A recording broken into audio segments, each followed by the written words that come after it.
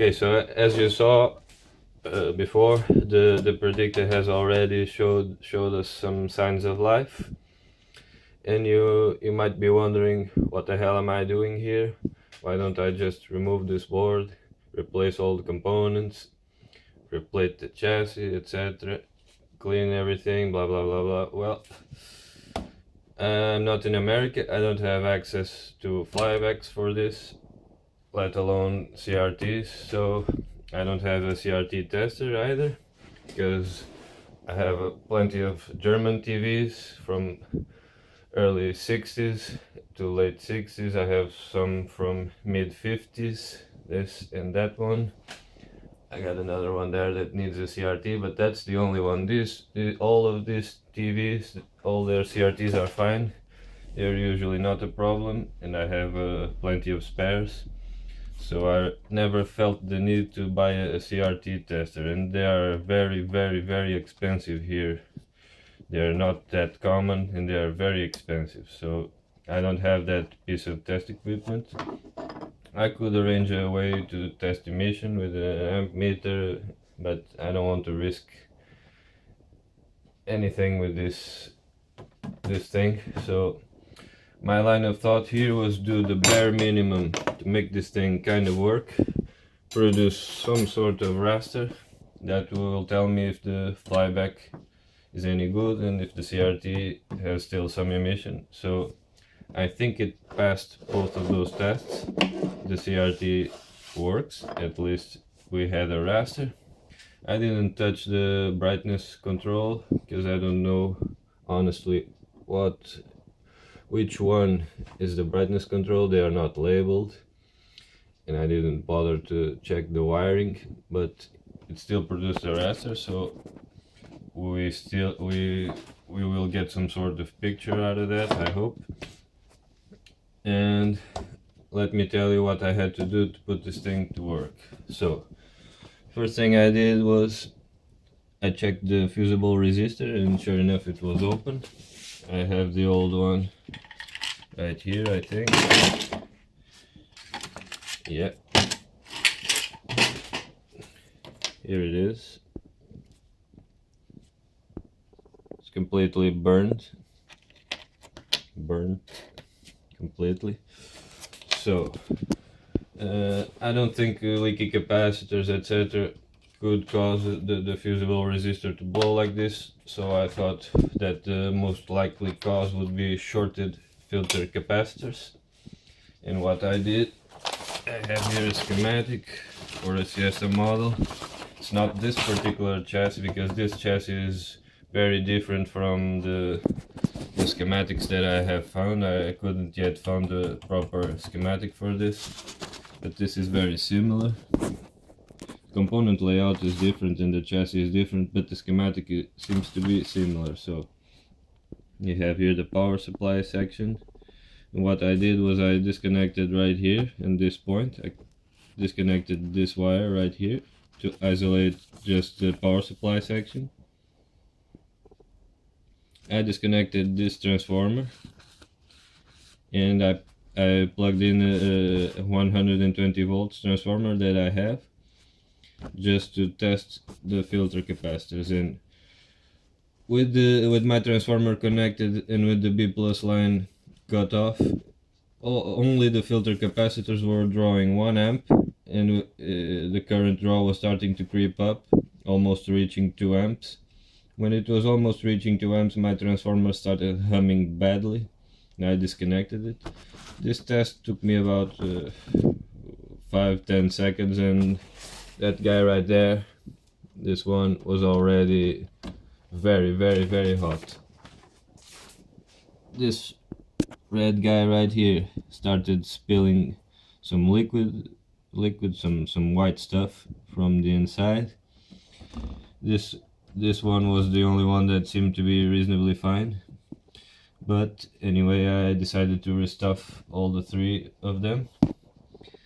That guy right there was a little bit tricky to restuff because it contains 4 capacitors, and one of them is 200 microfarads, so it's quite a large capacitor, but I managed to fit all of them inside the can. I unsealed the can from the original crimping point, and I resealed it. It looks factory. You can only see that it has been touched. It's because the solder joints are shiny and the metal of the can is clean. Otherwise it's completely stock. The same with these two. You can see here some marks, but other than that it's totally stock. I replaced the fuse resistor with a 1 amp slow blow fuse and a 51 ohm 10 watt resistor. I didn't have a 5.1 ohm. I didn't have a 5.6 ohm, but this should do the work. The resistor is not just soldered by its slag, it has a supporting metal part that fits right here, and it's soldered to the chassis, so it's firmly attached. Right here underneath, you can see there that orange plastic cap. That's the across the line cap, and this thing is completely ridiculous to service because in order to lift this thing up, we have two screws here, 1, 2, and another 2 on the bottom. But then we cannot lift this thing up because there's I think it's a 470k resistor soldered from here to there. So you cannot lift it without breaking the resistor. So I had to cut the resistor off and put a new one. It's that guy right there. That's the old resistor just laying around, and I have a new one already soldered in place. So thank you, Philco, for that. Another thing, after doing that, I tested the TV, and I had no horizontal, no high voltage. So I have here still my test adapter, homemade test adapter, and I was checking voltages on the horizontal oscillator. Everything seemed reasonably fine, so I started suspecting of the flyback, and I did the classic test of putting the ohm meter from cap to cap, and sure enough it was open. So at that time my heart just started beating fast, and I started getting very, very upset because I thought I wouldn't be able to put this thing working. So after inspecting the flyback for any broken wires, etc., I found a green, I don't know if you can see it through this gap, there's a green sort of resistor thing right here. This one is fine, but there was another one from the black wire right here to this point that goes to the high voltage winding, and it was cracked. So I removed it and it was open. Here are the remainings of the insulation of that part. I don't know what that part is. I know what it is. It's an inductor, but I don't know if it acts like a fuse or whatever. It was open. So what I did was I unrolled a couple of turns of copper on it, and I resoldered. Now it's fine. I was thinking of just bridging it because on this schematic for the similar model that I'm using the schematic, where is the horizontals? Right here. You don't have any component from cap to cap. It goes directly from the high voltage rectifier to the flyback and back to the horizontal output, so you don't have any component in between. I don't think if they put this thing as a fuse, whatever, but I crushed it with the pliers. I removed the green coating and I resoldered it. I don't think I will have to isolate it, but if I do, I think I will use the black RTV silicone to isolate it. But for now it's working fine. I'm not gonna power this thing up again. Right now what I will do is I'm going to remove this, remove the tuner, remove everything. I'm going to restore the cabinet. I'm going to restore these arms, clean the screen, polish the lens, etc. And I'm going to relax a little bit from the electronics work, because this is I get a little nervous when working with this because I don't have American tubes, I don't have this flyback, I don't have anything for this TV. If I break something, I'm completely screwed. So I get a little bit tense when working with this. So I'm going to make a pause on the electronic work. I'm going to do the cabinet because I enjoy doing cabinets.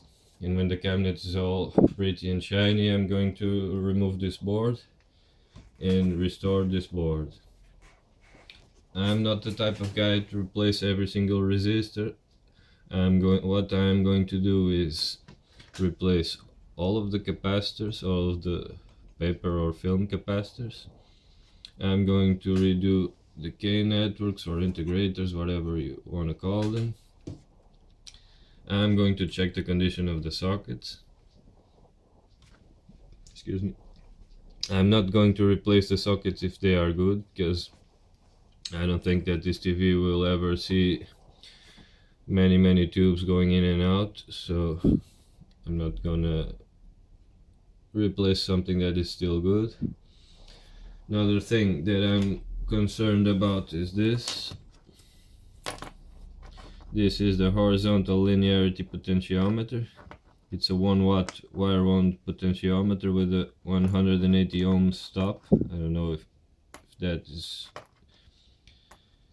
needed or not, but it's what it says on the schematic. And this thing was just laying around in there, completely disconnected. And it appears to me that they have shunted the wire to ground with a 500 ohm resistor.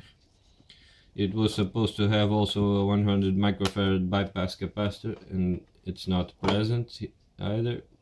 So I'm going to have to find a potentiometer that can work with 1 watt. I don't know where I'm going to find that. Let's see. All of these are going to be disassembled and cleaned because I don't want any poor contacts. And that's it. Here's an interesting feature. The anode wire for the CRT disconnects here in the middle. You don't need to go and disconnect it on the socket. That's nice. There are no bumblebee capacitors on this board. There are these guys right here. They look the same as the bumblebees but without the stripes. I wonder if they use the bumblebees but with a different marking system for Europe. I don't know. I replaced this one because it was exploded and cracked. I put in a plastic yellow one, just tacked it in just for a temporary test. And we have there a yellow mustard one from a Philips TV that I used to replace this because this was shorted. This is the I think that this is the boost filter, but I still haven't checked it thoroughly, but I think it's the boost filter. I replaced this when I was checking why the high voltage wouldn't come on. But that right there is just a temporary fix in order for me to get that raster, because all of this is going to be thoroughly restored, if you can call that. This right here, I think it's for the audio. It originally solders into the ground on this can. I didn't solder it, I just clipped the wire because it will be replaced in the future. So I got this wire clipped to the chassis, was just for testing purposes. And that's it. Another thing that I couldn't figure out was how to access the flyback. Okay, so we got the screw right there. We have a screw down in there in the bottom that I hope I never have to take that apart. We have another screw there, and we might have some screws on the back that I haven't looked at yet. Then we remove this one, and this square plate comes off together with these capacitors. That's okay, and we are left with the flyback cage. Then we disconnect this, we unsolder these wires, and the flyback is isolated from the rest of the circuit. But although we would be able to lift off this metal can upwards and remove it, how do we get the fucking flyback out of there? Because this is riveted, that is riveted, this is spot welded, this doesn't open, this doesn't open, the side doesn't open, the back doesn't open. So we are able to get this out, but we are not able to reach the flyback. Well, that's kind of strange. I hope I don't have to do any more service on this area, really. So, okay, hopefully in the next video I'll have the cabinet all shiny and clean. And until there I'm going to pause the electronics work. If you want to see the results, subscribe, and hopefully I'm going to get this thing returned to its former glory. Thank you.